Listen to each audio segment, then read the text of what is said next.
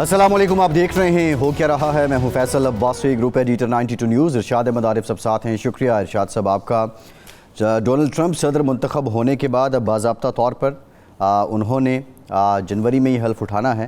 Kamla horse جو ان کے مد مقابل امیدوار تھیں انہوں نے ان کو مبارکباد پیش کی ہے۔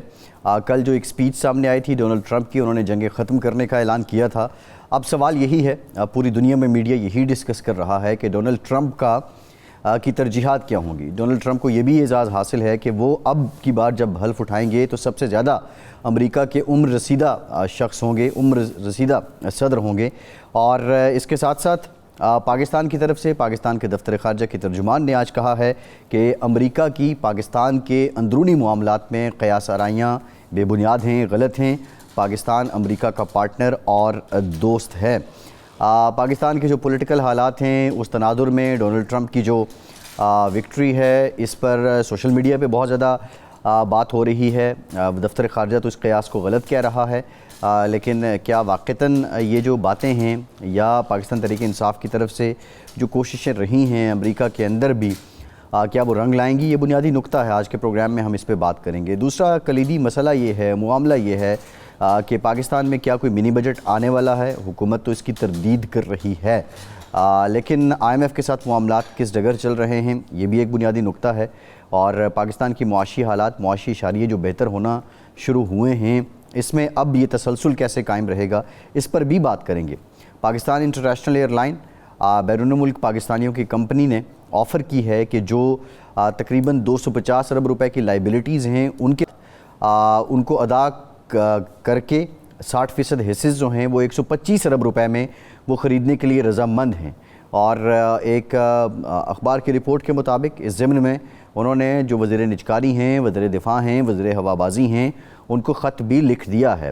حکومت کے لیے یہ آفر کتنی سود مند ہے، کیا اس پہ عمل ہوگا، یہ بنیادی نقطہ ہے۔ اور PIA کی نجکاری ظاہر IMF کی شرائط میں سے پرائیویٹائزیشن ایک شرط ہے، تو کیا حکومت جلد اس پر عمل درآمد کر پائے گی؟ ان تمام معاملات پہ ہم بات کریں گے۔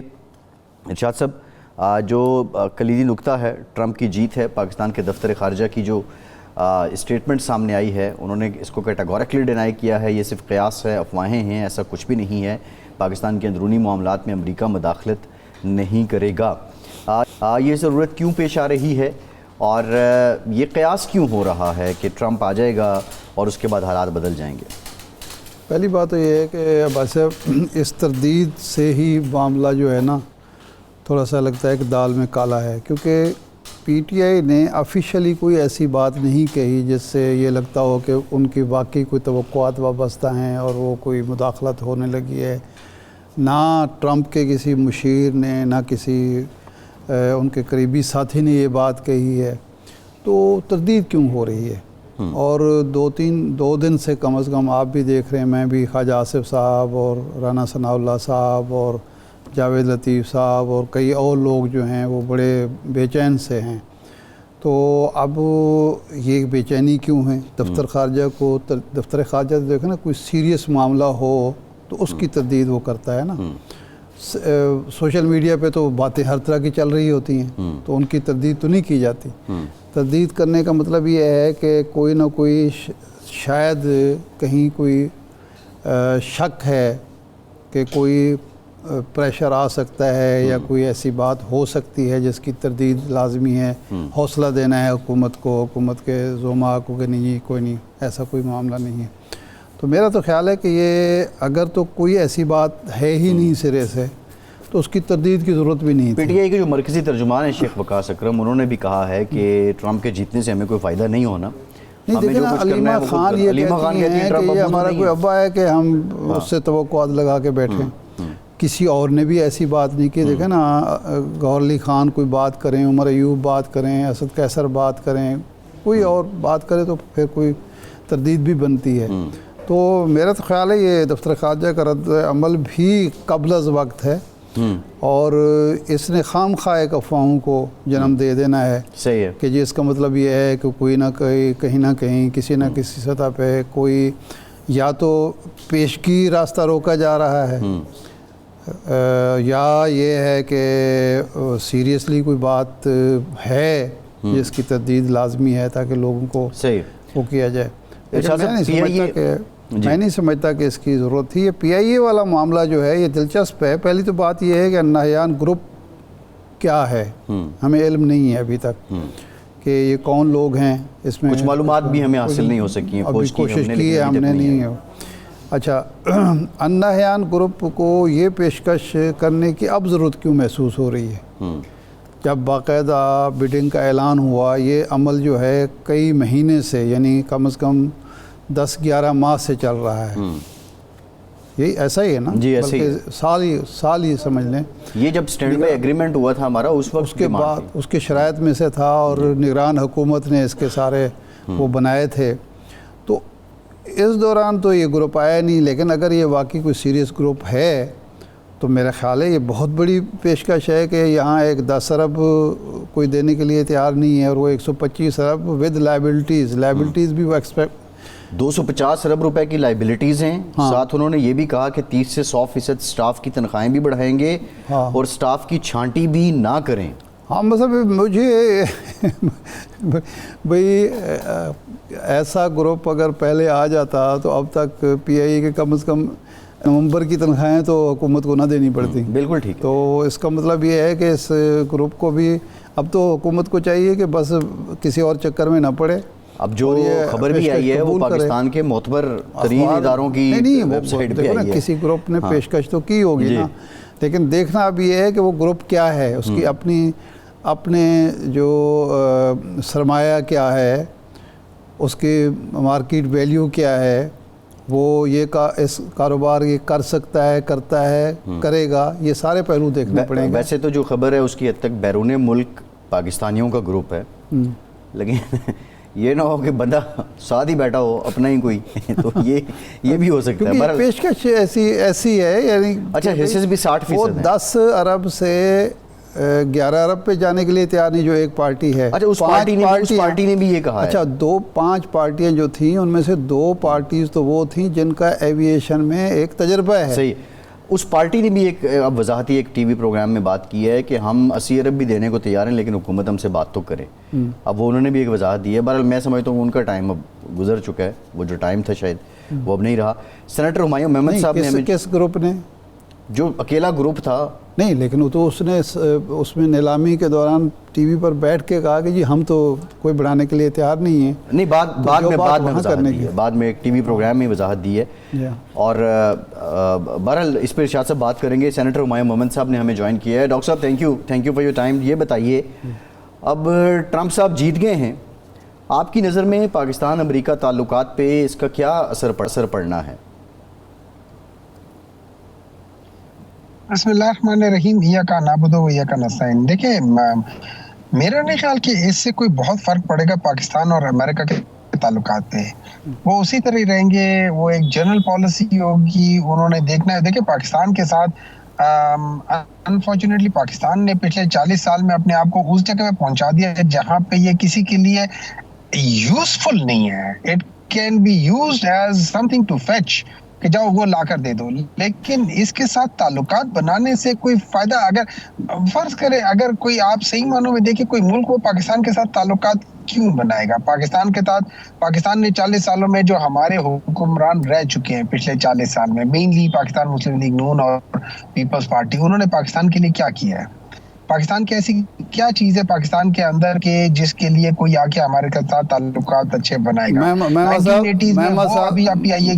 محمد صاحب معذرت کے ساتھ, پاکستان ایک مسلم ورلڈ کے واحد نیوکلیر پاور ہے, اس خطے میں واقع ہے جہاں ارد گرد 3 نیوکلیر پاور اور موجود ہیں.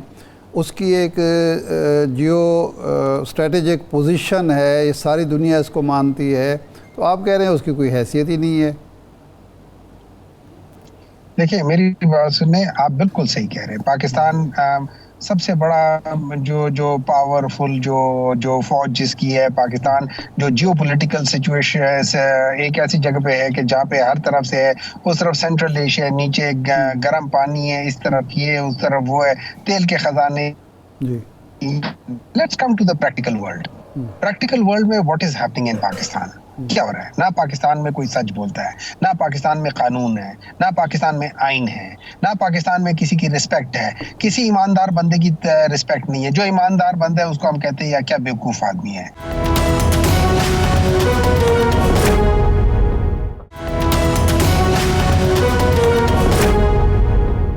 جو جتنا بڑا بےایمان ہے اس کو اتنی بڑی پوزیشن مل رہی ہے.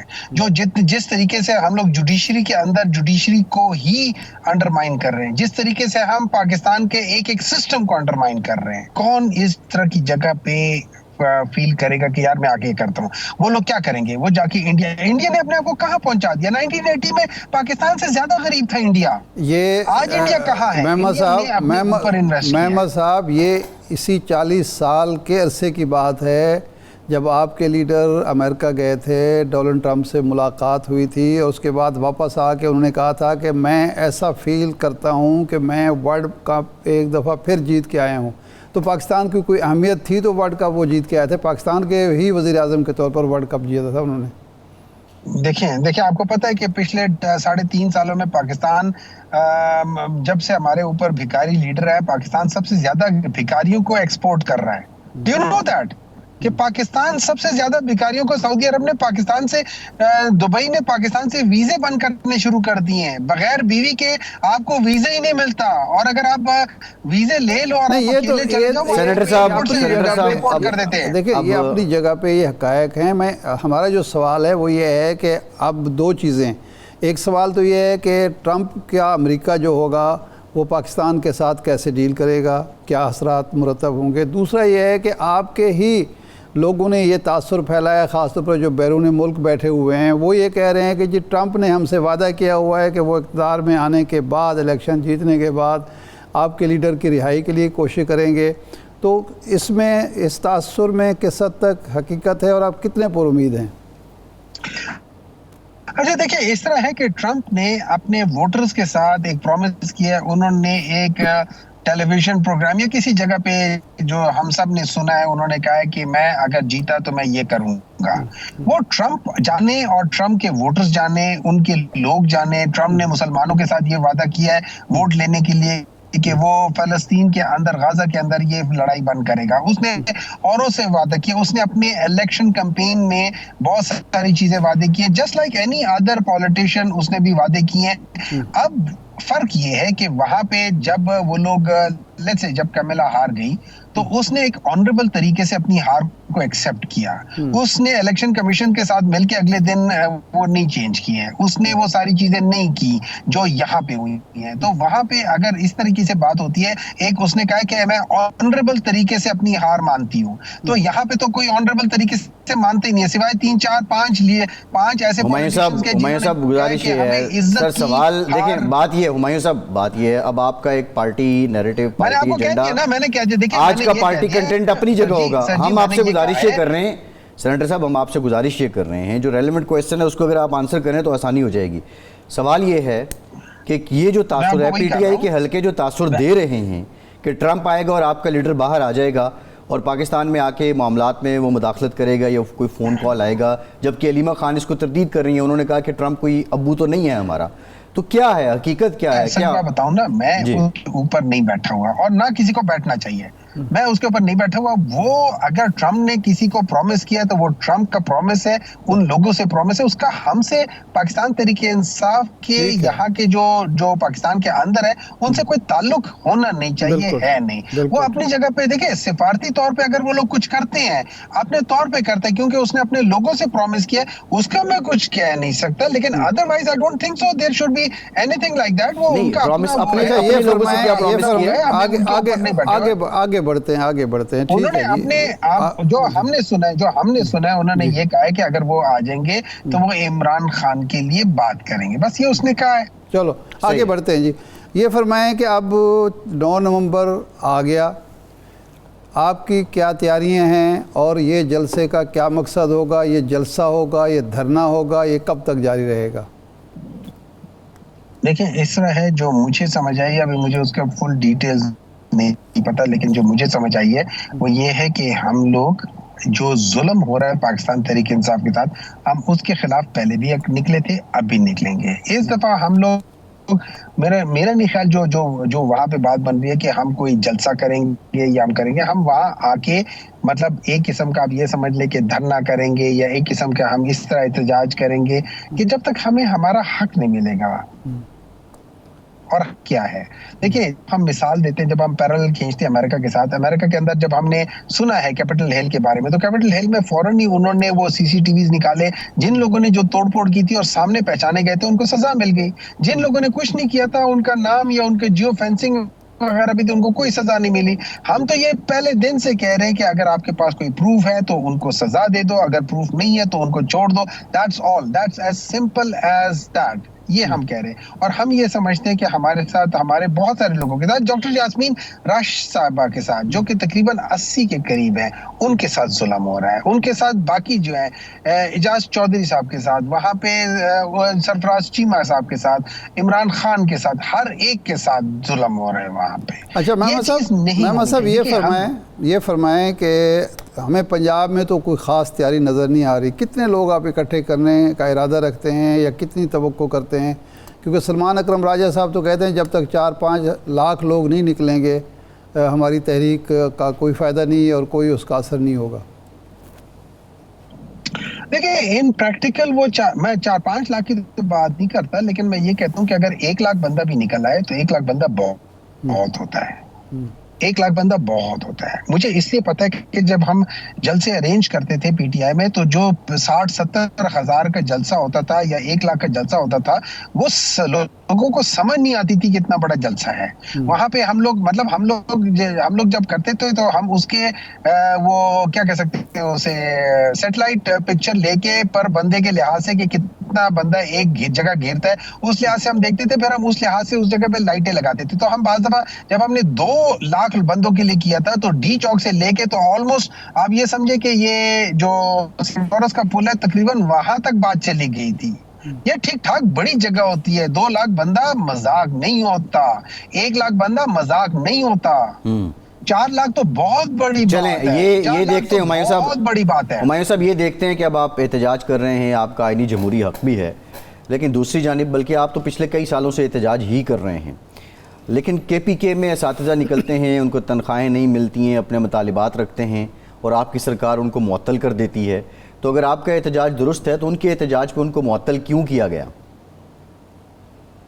دیکھیں مجھے نہیں پتا کہ ان کا احتجاج کس لحاظ سے تھا، لیکن میں آپ کو 2 چیزیں بتاتا ہوں. میرا نہیں خیال کہ اگر اساتذہ یا کوئی شخص بھی اپنے حق کے لیے باہر نکلے تو اس کو معطل کرنا چاہیے، ان کی بات سننی چاہیے. اگر اس کے ساتھ مجھے چونکہ ڈیٹیلز نہیں پتا، میں اس پہ کمنٹ نہیں کر سکتا میں، لیکن ان پرنسپل آپ سے بات کرتا ہوں. ان پرنسپل یہ ہے کہ کسی بھی شخص کو اگر وہ اپنے حق کے لیے نکلا ہوا ہے، اس کے ساتھ ظلم نہیں ہونا چاہیے. اور دوسری بات یہ کہ آپ بالکل صحیح کہتے ہیں، ہم شروع سے ہی احتجاج کر رہے ہیں اور اس کی ایک وجہ ہے.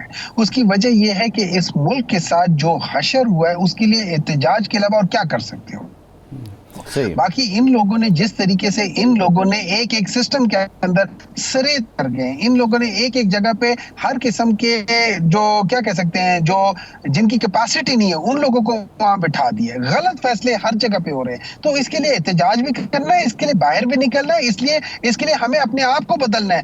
ہم جب اپنے آپ کو بدلیں گے ہمارے حکمران خود ہی بدلنا شروع ہو جائیں گے. جیسے قرآن میں کہا ہے کہ جیسے تم ویسے تمہارے حکمران. تو آؤ ہم اپنے آپ کو بدلے تاکہ ہمارے حکمران بدل جائیں. آؤ ہم اپنے آپ کو سچ بولنا سکھا دیں تاکہ ہمارے حکمران سچ بولنا سیکھ جائیں. آئے ہم خود محنت کریں تاکہ ہمارے حکمران بھی محنت کریں. تو سب سے بڑی بات یہ ہے اپنے اندر لاؤ، اپنے اندر چینج لاؤ، کیونکہ جب آپ اپنی سوچ بدلتے ہو تو آپ اپنی ڈیسٹنی بدل دیتے ہو، آپ اپنا فیوچر بدل دیتے ہو. تو یہ ہم سب کو کرنا پڑے گا اور کریں گے انشاءاللہ تعالی. اور یہ یاد رکھیں اس کے ساتھ ایک ہی بندہ ہے جو یہ ساری چیزیں ہمارے لیے ہمارے ساتھ آگے ایز اے لیڈر کر سکتا ہے، اور وہ ایک ہی بندہ ہے.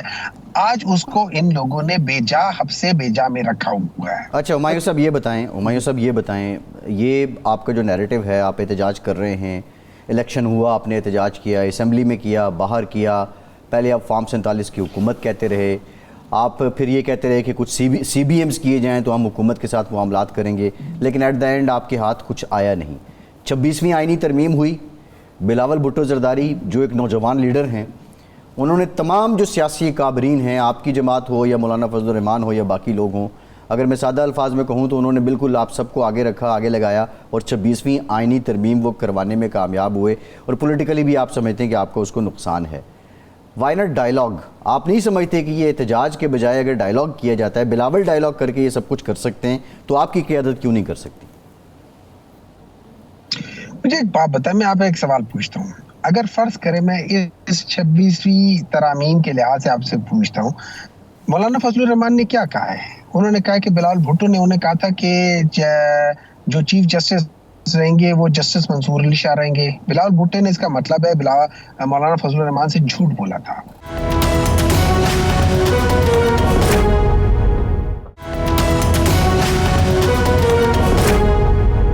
مولانا تو یہ بھی کہتے ہیں کہ آپ جب وقت نماز آیا تو آپ کھسک گئے, آپ لوگ کمیٹی میں ہی نہیں بیٹھے, اکیلے کامران مرتضیٰ کا کیا وزن ہوتا؟ دیکھیں ایسا تھا, نہیں دیکھیں, اگر ہمارے 3 بندے بھی ہوتے یا 2 بندے بھی ہوتے تو 4 ہو جاتا, تو 4 کا بھی ووٹ کا نہیں ہے. دیکھیں ان کے نمبرز ان کے تھے, انہوں نے اپنے نمبرز بڑے کیلکولیٹ کر کے ساری چیزیں رکھی ہوئی تھی. آپ کا کیا مطلب ہے, چور جب چوری کرنے جاتا ہے وہ بڑی کیلکولیشنز کر کے چوری کرتا ہے. جیسے ابھی انہوں نے یہ جو کمیشن بنایا تھا, جوڈیشل کمیشن بنایا, اس جوڈیشل کمیشن میں دے ایگزیکٹلی نیو کہ کیا ہوگا. ان کو پتا تھا کہ تینوں سینئر موسٹ جج, چیف جسٹس سمیت جو باقی جو سینئر موسٹ جج ہے وہ اس چیز کے خلاف جائیں گے. ان کو یہ بھی پتا تھا کہ پی ٹی آئی والے خلاف جائیں گے. انہوں نے اپنے نمبرز پورے رکھے تھے. کیوں؟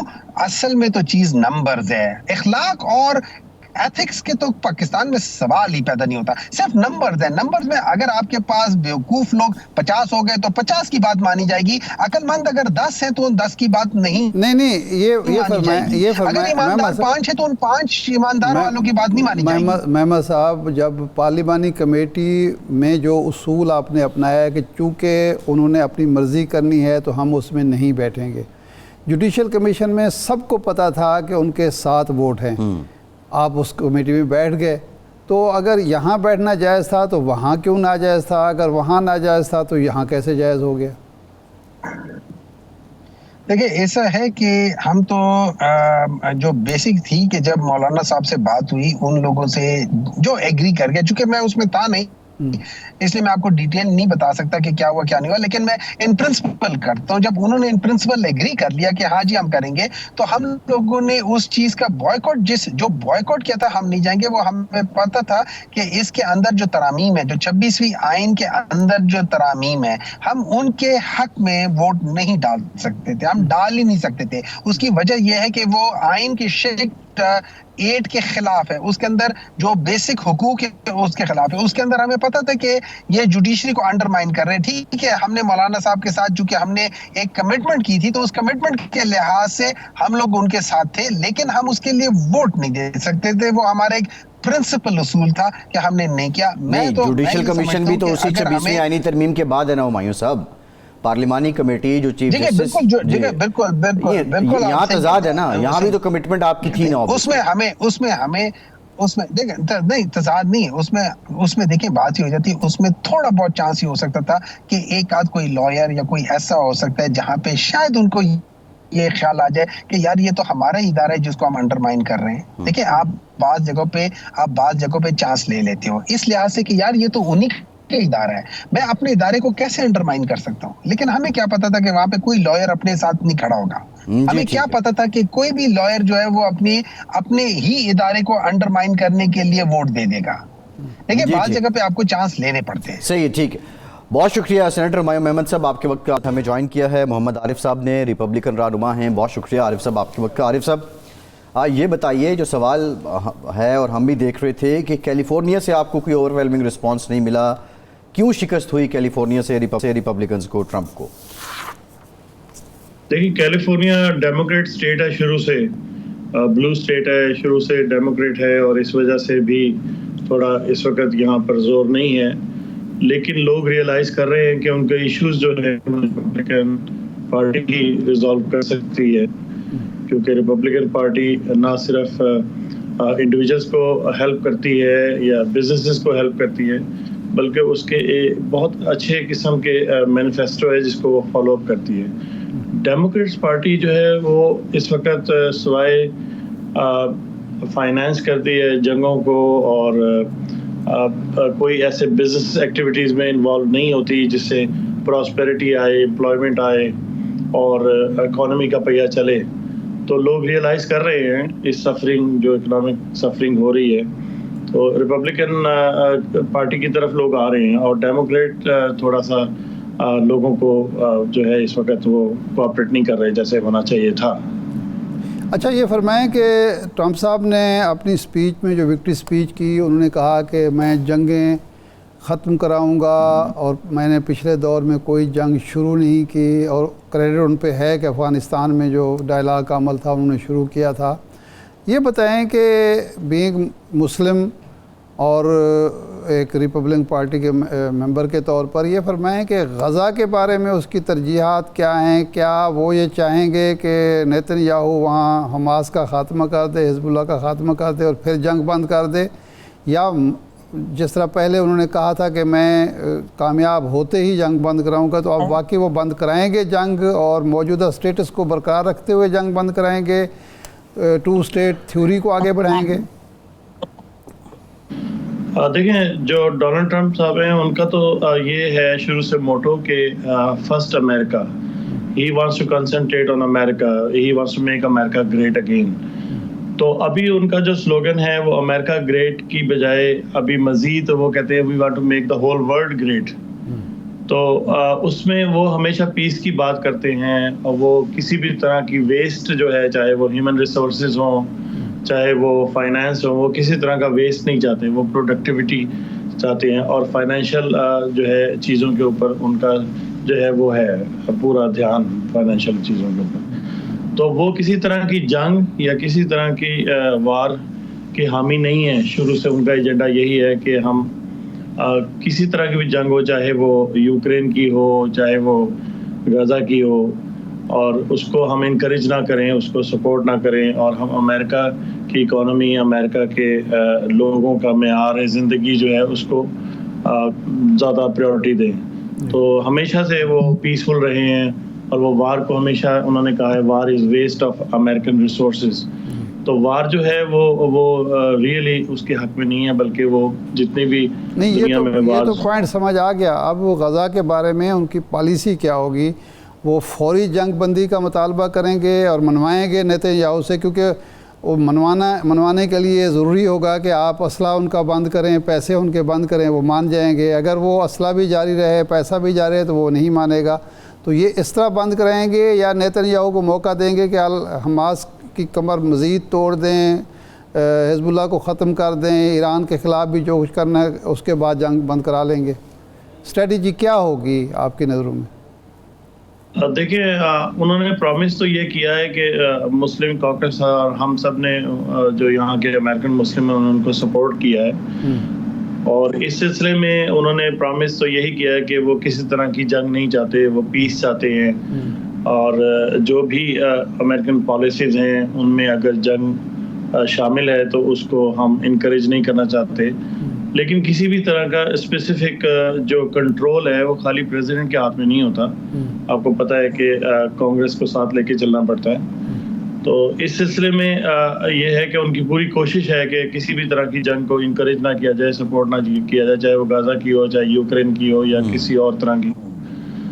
تو اس میں ان کی پوری کوشش یہی رہے گی کہ وہ جنگ کے خلاف جائیں. اس بار تو کانگریس ان کے ساتھ ہے نا، سینٹ میں بھی آپ کو اکثریت مل گئی، ایوان میں بھی آپ کی اکثریت ہے. تو اس دفعہ تو وہ پرابلم نہیں ہے کہ کانگریس میں دو دھڑے ہوں، سینٹ کسی اور طرف دیکھ رہا اور ایوان آپ کے ساتھ ہو. اب تو اکثریت ہے ان کی. جی اکثریت تو ان کی ہے، لیکن اس میں پھر بھی ساری ووٹنگ ہوتی ہے اور ہر انڈیویجل جو ہے وہ انڈیپینڈنٹ ڈیسیژن رکھتا ہے. تو جہاں تک ڈونلڈ ٹرمپ کا تعلق ہے، مسٹر ٹرمپ جو ہے وہ وار کو، کسی بھی طرح کی وار کو انکریج نہیں کرتے اور کسی طرح کا بھی فائنینشیل میٹر کو ویسٹ نہیں کرنا چاہتے. اچھا یہ فرمائیں کہ پاکستان کے حوالے سے، کیونکہ اس دفعہ کمپین میں پاکستان کہیں ذکر نہیں ہوا، نہ آپ کی پارٹی کی طرف سے نہ دوسری پارٹی کی طرف سے، ڈسکس ہی نہیں ہوا. پہلے دہشت گردی کے حوالے سے ڈسکس ہوتا تھا، باقی اور چیزیں ہوتی تھیں. تو پاکستان کے بارے میں ان کی ترجیحات کیا ہوں گی؟ کیونکہ بائیڈن دور میں تو پاکستان کو نظر انداز کیا گیا، پاکستان کو ایک لحاظ سے بھلا دیا گیا تھا، بلکہ سمجھا یہ جا رہا ہے کہ افغان جنگ کا ملبہ بھی پاکستان پر ڈالنے کی کوشش کی گئی اور اس کو سزا دینے کی کوشش بھی ہوئی۔ دیکھیں، ٹرمپ صاحب تو ہمیشہ پاکستان کو لائک ہی کرتے ہیں اور اس کے اگینسٹ نہیں ہیں۔ وہ ایشیا میں چاہتے ہیں کہ پیس آئے، چاہے وہ افغانستان کی صورت میں ہو یا وہ پاکستان اور انڈیا کے معاملات ہوں، ان کا ہمیشہ یہی کوشش رہی ہے، اور وہ ہمیشہ لوگوں سے محبت کرتے ہیں اور کسی بھی طرح کی وار یا کسی طرح کی ویسٹ جو ہے فائنینشیل ریسورسز یا ہیومن ریسورسز کو ویسٹ نہیں کرنا چاہتے۔ تو پاکستان کے معاملات میں بھی وہ یہی کہتے ہیں کہ ہر چیز میرٹ پہ ہو، ہر ڈیموکریسی ریئل ہو، اور پاکستان کو وہ ایک ریئل گراؤنڈ پہ اور ایک ٹیلنٹ بیس لوگوں کو جو ہے وہ لانا چاہتے ہیں۔ اور ان کی جب عمران خان صاحب پرائم منسٹر تھے، انہوں نے وزٹ کیا تھا، تو آپ نے دیکھا کہ کتنا فرینڈلی انہوں نے ان کو ویلکم کیا۔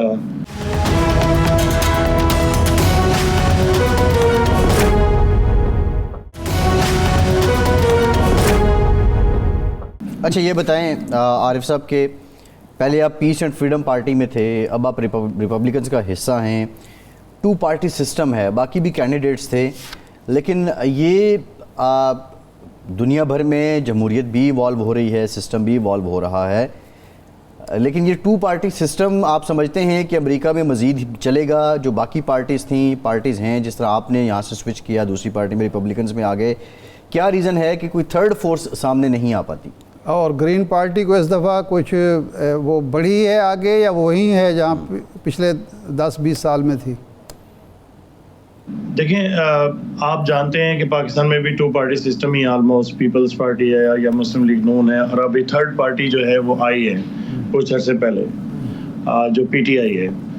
تو یہاں پہ بھی سسٹم ایسا ہے کہ ریپبلکن یا ڈیموکریٹس کے علاوہ لوگوں کو پتہ نہیں، یہ 2 میجر پارٹیز ہیں، لیکن تھرڈ پارٹی بھی ہمیشہ کوشش کرتی رہی ہے آنے کے لیے، اور یہاں تک کہ ہم نے مختلف پارٹیز نے یونائٹ ہو کر پچھلے الیکشن میں 2022 میں جب میں نے لیفٹیننٹ گورنر کا الیکشن لڑا تھا، تو اس وقت 2 یا 3 پارٹیز تھیں وہ جوائن کرنا چاہ رہی تھی، لیکن اینڈ اپ یہ ہوا کہ گرین پارٹی اور پیس اینڈ فریڈم پارٹی نے جوائن کر کے اپنے کینڈیڈیٹس کھڑے کیے تھے۔ تو یہ چیزیں یہاں پر بھی انٹروڈیوس ہو رہی ہیں کہ تھرڈ پارٹی کو آگے آنا چاہیے، اور ڈیموکریسی جو ہے اس میں یہی ہے کہ سب لوگ اس میں پارٹیسپیٹ کریں۔ اور اس وقت ہمارے پاس 2 میجر پارٹیز ہیں، لیکن بہت ساری مائنر پارٹیز جو ہیں ڈفرینٹ اسٹیٹس میں ہیں، جیسے یہاں پر امریکن انڈیپینڈنٹ ہے، لبرٹیرین ہے، پیس اینڈ فریڈم پارٹی ہے، گرین پارٹی ہے۔ تو 4 مائنر پارٹیز ہیں کیلیفورنیا میں، اور 2 میجر پارٹیز ہیں، ڈیموکریٹس اینڈ ریپبلکن جوائن کرنے کا سوال آپ نے کہا، تو وہ میں نے اس لیے جوائن کی ہے ریپبلکن پارٹی کہ مجھے ڈونلڈ ٹرمپ کی جو personal way of dealing with the whole world and dealing with United state is very impressive. Donald Trump نہ صرف انسانیت کے علم بردار ہیں، بلکہ وہ چاہتے ہیں کہ برابری کے اصولوں پر کام کیا جائے ود ان یونائٹڈ اسٹیٹس اور باہر کے کنٹریز کے ساتھ بھی۔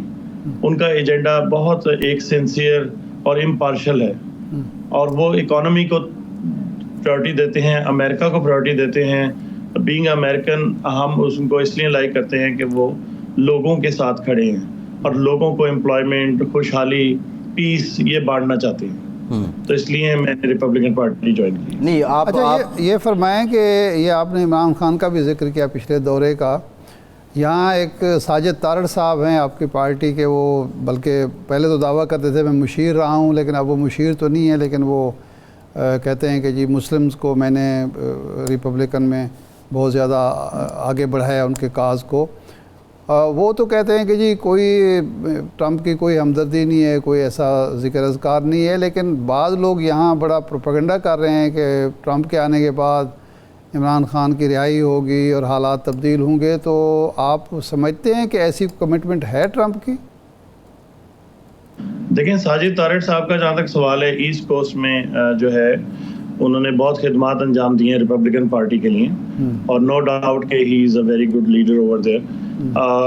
اور عمران خان کی جہاں تک بات ہے وہ بات عمران خان کی نہیں ہے، لیکن جو بھی چیز میرٹ پہ ہوگی، جو بھی چیز اصول سے ہوگی، جو بھی ود ان لاز ہوگی، اس کو وہ انکریج کریں گے. اور ہمیشہ ایک کنٹری ساورن ہوتا ہے، انڈیپینڈنٹ ہوتا ہے، اس کے معاملات میں دخل نہیں دیا جا سکتا. یہ اس کنٹری کے اپنے پالیسی اور پرابلمز ہوتی ہیں تو ان کو خود ہینڈل کرنا چاہیے. لیکن ٹرمپ جو ہیں وہ ضرور اس چیز میں دیکھیں گے کہ کیا ناانصافی ہو رہی ہے، اور وہ ضرور اس چیز کی جو ہے رائے دیں گے، سجیشن دیں گے، ایڈوائز کریں گے پاکستان کی گورنمنٹ کو کہ ان کو ہر چیز میرٹ پہ کرنی چاہیے اور کسی کے ساتھ ناانصافی یا بدسلوکی نہیں ہونی چاہیے. Everything has to deal according to law of the land. جی اچھا عارف صاحب، آپ نے کہا کہ ٹرمپ جو ہیں وہ انسانیت کے علم بردار ہیں.